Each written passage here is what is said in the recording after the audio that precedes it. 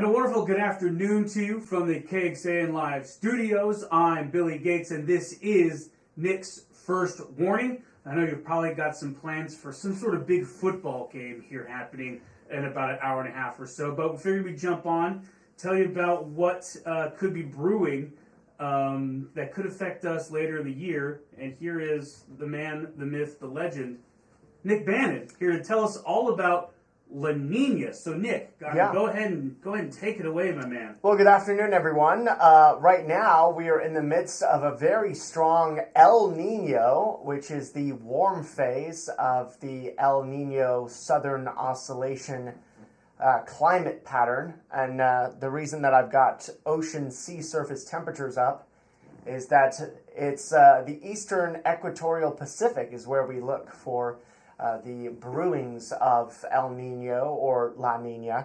And right now, all that orange and red shading there indicating much warmer than normal waters over the eastern equatorial Pacific. For now is the key, because the Climate Prediction Center just a few days ago issued a La Niña watch because they expect that we will have a rather quick transition from El Niño, where we are now, to La Niña as we head through the summer. And they issue a La Niña watch when they expect La Niña conditions to begin within the next 6 months, Billy.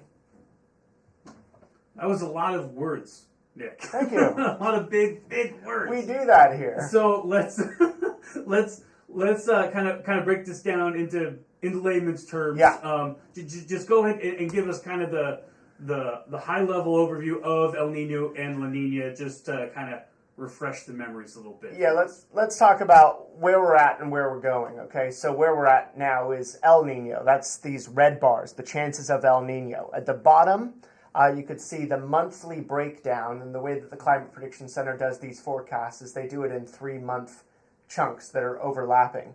So JFM is January, February, March. FMA is February, March, and April, and so on and so forth. So our chances of El Nino, which is what we've got going on now, about 100% through February, March, and April. Not expecting that to change. But notice March, April, May, we start seeing the odds of El Nino going down a little bit, and then beginning April, May, June, we start seeing those gray boxes rising above all else. Gray indicates a neutral phase of ENSO, or the El Niño Southern Oscillation Pattern, and we sometimes affectionately refer to that as La Nada, because it means that the water temperatures in the eastern equatorial Pacific are basically having no impact on our weather whatsoever. So it's just other things maybe at play then, with no influence from the eastern equatorial Pacific. So, neutral conditions April, May, June, and May, June, and July.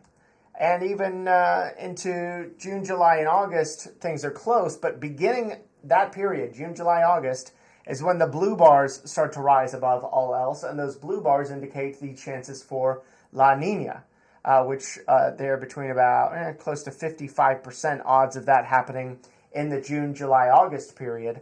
And then those odds go way up as we head later into the summer and into the fall, so that by SON, or September, October, November, the odds of La Nina are almost at 80%. So things increasingly likely to happen in favor of La Nina as we head later into the year, Billy.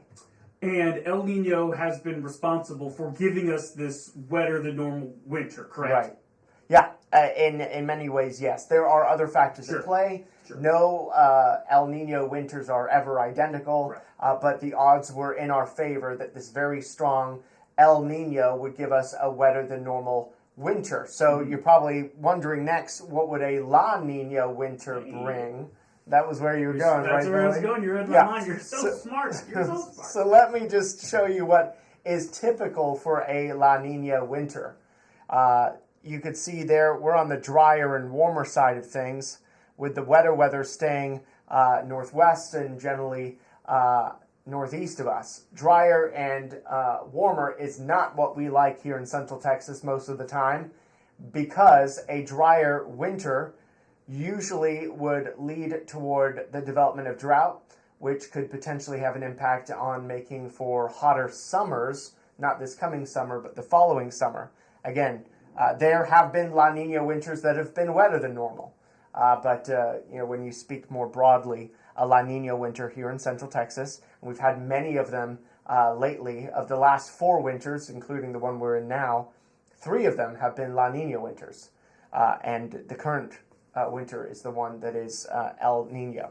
El Nino winters, conversely, what we've got now, we've got an extended Pacific jet stream, an amplified storm track right through the southern tier of states, bringing us more frequent storms during the winter months, and that makes it wetter and a shade cooler on average usually. So that's what we've got now. And just want to give you some good news. I know we're talking about La Nina, which could potentially bring drier weather next winter and also drought. But things have been looking great for us lately as far as rain goes. In a typical El Nino winter, we get 9.37 inches of rain. That's December, January, and February. Remember, we meteorologically split them up into full months. A typical winter gets 7.25 inches of rain. So, we usually average about 2 more inches of rain in an El Nino winter than we usually get during a regular winter. But so far this winter, which doesn't end meteorologically speaking until the end of February, we've already had about 9.5 inches of rain. So we're already outperforming a typical El Nino winter with more rain ahead later this week. And in fact, if winter were to end now, this winter would be our 29th warmest on record for the Austin area, with records that go back to the late 1800s. So yes, we're looking ahead to next winter, which may potentially be drier and warmer than normal, but we've also got to celebrate where we're at, and that is slowly trying to dig ourselves out of the drought. We still need more rain though, Billy. Can't forget that. We do think that there's more on the way later this week. Nice, and this 9.48 inches, that includes the bit of rain we had in the past couple days, correct? Yes. The 1.5 inches. So that's we had 1.5 inches at my place in Southwest Austin, so that's kind of where I was at. Yeah, we've had decent amounts at Camp Mabry too. I believe the amount for the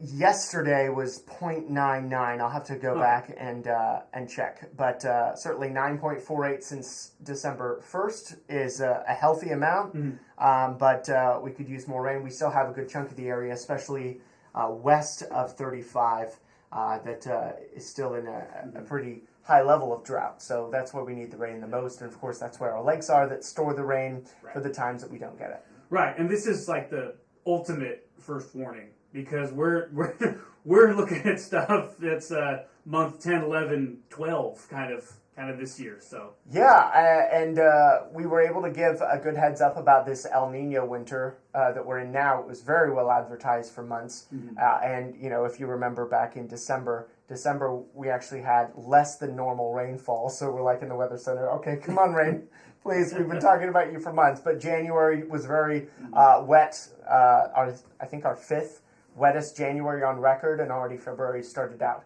a little above average for rainfall. So we're on track for this wetter than normal winter. In fact, we've done it already, even if we get no more rain, but we do expect more rain later this week, and we'll be talking about that on the newscast at 5 and then 9 and 10 tonight. Yeah, so stay with KXAN for not only the weather coming up, but for the weather long range, as we talk about El Nino, La Nina, all that fun stuff. Stay with us on air, online. We'll have all the forecasts for all the information you'll ever need, and Nick will be one of the people giving it to you. Yeah, and enjoy the game tonight. For those of you that won't be watching, for those who celebrate football, enjoy the game tonight. Yeah. That'll be it for this edition of Nick's First Warning. For Nick Bannin, I'm Billy Gates. Thank you so much for watching, and we will talk to you again very soon.